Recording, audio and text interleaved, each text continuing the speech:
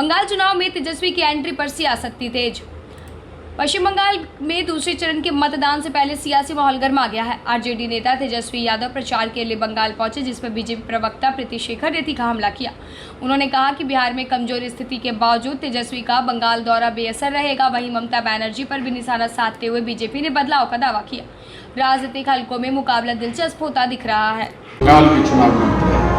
देखिए, तेजस्वी जी बिहार में फेलस्वी साबित हुए हैं और बंगाल में ममता बनर्जी डूबती हुई नैया पर सवार हैं और उनके मन का आक्रोश इस बात का परिचायक है कि आने वाले दिन में जब परिणाम बंगाल के चुनाव का आएगा तो वो भारतीय जनता पार्टी के पक्ष में होगा। इसलिए चाहे तेजस्वी जी जाएं, चाहे राहुल जी जाएं या इंडिया अलायंस के कोई भी नेता चले जाएं, जिनके अंदर आपस में बनती नहीं लेकिन भारतीय जनता पार्टी को हराने के लिए सब एक हो जाते हैं, तो यही इस बात का द्योतक है कि भारतीय जनता पार्टी वहाँ प्रचंड बहुमत से जीतने वाली है और हमारी सरकार बनने वाली है।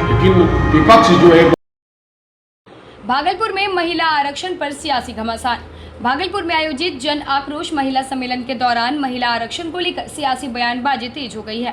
प्रेस वार्ता में इंजीनियर शैलेंद्र ने कहा कि नारी शक्ति वंदन अधिनियम महिलाओं को उनका संवैधानिक अधिकार दिलाने की दिशा में ऐतिहासिक कदम है। वक्ताओं ने विपक्ष पर आरोप लगाया है कि उन्होंने वर्षों तक महिला सशक्तिकरण के नाम पर राजनीति की। उन्होंने बताया कि 2029 तक 33% आरक्षण सुनिश्चित करने के लिए संसद में विधेयक पेश किए गए। लोगों को जानकारी है कि विपक्षियों ने नारी शक्ति वंदन संशोधन अधिनियम के बिल को संसद में पारित होने से रोकने का काम किया और आज उसके आक्रोश में भागलपुर में बड़ी संख्या में महिलाओं ने जनाक्रोश सम्मेलन आयोजित किया है। इस सम्मेलन के माध्यम से हम सभी न सिर्फ भारतीय जनता पार्टी की महिला कार्यकर्ता बल्कि एनडीए की महिला कार्यकर्ताओं के साथ साथ आम महिलाएं जिनको राजनीति से रुचि है, जो सामाजिक कार्यों में आगे बढ़कर हिस्सा लेती है, ऐसी सभी महिलाओं ने आज इस सम्मेलन में हिस्सा लिया है। और हम सब लोगों का एक ही कहना है कि महिला आरक्षण का विरोधी राहुल जी के नेतृत्व में पूरी की पूरी विपक्ष है, चाहे वो कांग्रेस हो, आरजेडी हो, सपा हो, डीएमके हो, तृणमूल कांग्रेस। भागलपुर में विकास पर सियासत तेज। भागलपुर बिहार में विकास को लेकर राजनीतिक बयानबाजी तेज हो गई है। बीजेपी प्रवक्ता प्रीति शेखर ने कहा कि मुख्यमंत्री सम्राट चौधरी के नेतृत्व में राज्य विकास की नई उड़ान भरेगा। उन्होंने नीतीश कुमार और नरेंद्र मोदी के मार्गदर्शन का जिक्र करते हुए कहा कि केंद्र सरकार समन्वय से रोजगार, निवेश और बुनियादी ढांचे में सुधार होगा। जनता की उम्मीदों पर खरा उतरने का भरोसा जताते हुए उन्होंने बड़े विकास कार्यों का दावा किया। देखिए, आम आदमी पार्टी दरअसल यह पार्टी बनी थी कि पार्टी अगेंस्ट करप्शन, लेकिन अब जो है ना ये पार्टी विद करप्शन हो गई है और इसी का नतीजा है कि एक तो करप्शन हावी है, दूसरा संवादहीनता है, तीसरा अति महत्वाकांक्षा शीर्ष नेताओं के अंदर है और वो किसी की सुनते नहीं थे। आज उसी का परिणाम है कि उनके ही नेता राघव चड्ढा जी समेत स्वाति मालीवाल जी और भी अन्य नेता जो माननीय राज्यसभा के सांसद हैं, उन्होंने आम आदमी पार्टी का दामन छोड़कर भारतीय जनता पार्टी का दामन पकड़ने का काम किया है। यह भारतीय जनता पार्टी के सबका साथ, सबका विश्वास और सबका प्रयास का ही नतीजा है और राष्ट्रवादी सोच का ही परिणाम है कि भागलपुर में भीषण गर्मी का कहर। बिहार के भागलपुर में भीषण गर्मी ने जनजीवन प्रभावित कर दिया है, जहां तापमान 44 डिग्री सेल्सियस तक पहुंच गया है। मौसम विभाग ने हीट वेव की चेतावनी दी है। डॉक्टर अजय कुमार सिंह ने अभिभावकों को बच्चों का विशेष ध्यान रखने की सलाह दी है। उन्होंने कहा कि गर्मी में बच्चों को डिहाइड्रेशन और लू से बचाना जरूरी है। पर्याप्त पानी, ORS और हल्का भोजन देने के साथ दोपहर में बाहर निकलने से बचने की अपील की गई।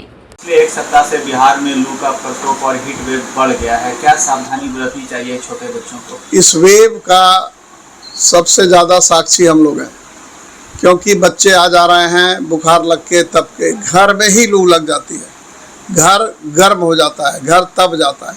जैसे हम लोगों में पसीना का सिस्टम है कि पसीना छूट जाता है तो थोड़ा ठंडे हो जाते हैं, वो कूलिंग सिस्टम है, लेकिन बच्चों में वो जो स्वेट ग्लैंड है वो डेवलप नहीं रहता है और इसीलिए जो है उसको पसीना ठीक से नहीं छोड़ता है तो बच्चे हीट हो जाते हैं, हीट एब्जॉर्ब कर लेते हैं एनवायरनमेंट से। लोग सोचते हैं कि पंखा चला लेने से वो ठीक हो जाएगा, लेकिन पंखा भी गर्म हवा को ही घुमाता है। तो सबों से अनुरोध है, छोटे बच्चे खास करके, कि वो उसको सबसे जो कोल्ड जगह है जैसे कि यदि एक तल्ला मंजिला मकान है तो घर के उत्तरी और पूर्वी क्षेत्र में रखें। उधर भागलपुर में महिलाओं ने सुरों के जरिए आशा भोसले को दी भावभीनी श्रद्धांजलि। भागलपुर में गीत संगीत से जुड़ी महिलाओं ने सुरों की मल्लिका आशा भोसले को भावभीनी श्रद्धांजलि दी। आयोजित संगीतमय कार्यक्रम में बड़ी संख्या में महिलाओं ने भाग लेकर उनकी प्रसिद्ध हिंदी और बंगला गीत प्रस्तुत किए। पूरे माहौल में संगीत की मधुरता और भावनात्मक जुड़ाव साफ झलक रहा था। कार्यक्रम की प्रमुख सुचित्रा सरकार ने बताया कि यह संध्या किशोर कुमार की धरती पर आशा ताई को नमन करने के उद्देश्य से आयोजित की गई। अंत में सभी महिलाओं ने सामूहिक गायन कर उन्हें श्रद्धांजलि अर्पित की। मेरा नाम सुचित्रा सरकार है।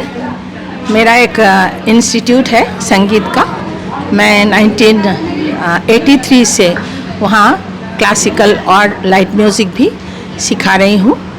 और आज आपने विनम्र आज प्लान किया। हाँ, आज हम अनुपमा को बोले कि एक होना चाहिए आशा जी, मैंने उनके जैसा मैंने इधर धरती पर तो और कोई जन्म लेगा ऐसा नहीं लगता है, क्योंकि बचपन से हम लोग, ख़ास तौर पर मैं किसी का तो नहीं जानती, लेकिन मैं जो हूँ बड़ी हुई हूँ उनका गाना सुन सुन के, उनको नकल करते हुए उनके ही जैसा बनने का बहुत प्रयास किए हैं, लेकिन बन तो नहीं पाए। फिर भी जितना बने उतना हमारे बच्चों को हम सिखा रहे हैं। जैसा भी हो, मेरी गुरु की कृपा थी मेरे ऊपर कि मैंने सिखाया। जितना भी हो, इन लोग आज गाया है, मुझे बहुत आनंद है, बहुत खुशी है कि मैं ऐसा कर सकी हूँ। अनुपमा ने बहुत सहयोग करके सब कुछ किया है। दीदी एक बात बताइए, किशोरदा के नानी घर की जमीन से आज ट्रेन की चपेट में आने से अज्ञात युवक की मौत। भागलपुर नाथनगर थाना क्षेत्र के फतेहपुर रेलवे पोल संख्या 313/20 एवं 313/22 के समीप सुल्तानगंज से भागलपुर जाने वाली ट्रेन की चपेट में आने से एक युवक की मौत हो गई। घटना रविवार सुबह की बताई जा रही है। अज्ञात युवक के बारे में स्थानीय लोग विक्षिप्त बता रहे हैं। सूचना सुल्तानगंज कंट्रोल आरपीएफ को मिलने पर आरपीएफ पुलिस नाथनगर थाना पुलिस को सूचना दे दी गई। मौके पर नाथनगर की पुलिस ने बॉडी को पोस्टमार्टम के लिए भेज दिया है। भागलपुर में तेज रफ्तार बाइक का कहर। भागलपुर के मधुसूदनपुर थाना क्षेत्र में सड़क हादसे में 56 वर्षीय राजमिस्त्री मनोहर यादव की मौके पर मौत हो गई। वह दरियापुर से भतोरिया घर लौट रहे थे, तभी तेज रफ्तार बाइक ने उन्हें टक्कर मार दी। फिलहाल गंभीर हालत में पहले उन्हें निजी क्लिनिक और फिर मायागंज अस्पताल ले जाया गया, जहां उनकी मौत हो गई। पुलिस ने बाइक जब्त कर जाँच शुरू कर दी है। नारे में जा रहे थे और अनियंत्रित बाइक आई, ठोकर मार दी पीछे से और ये सर के बल से गिर गया और पूरा सर कनपट्टी में गहरा चोट आ गया।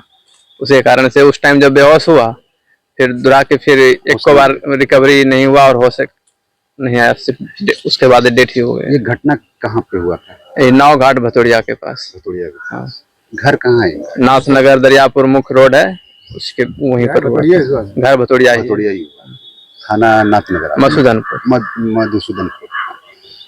ये क्या काम करते हैं? राजमिस्त्री का काम करते थे। बाल बच्चे?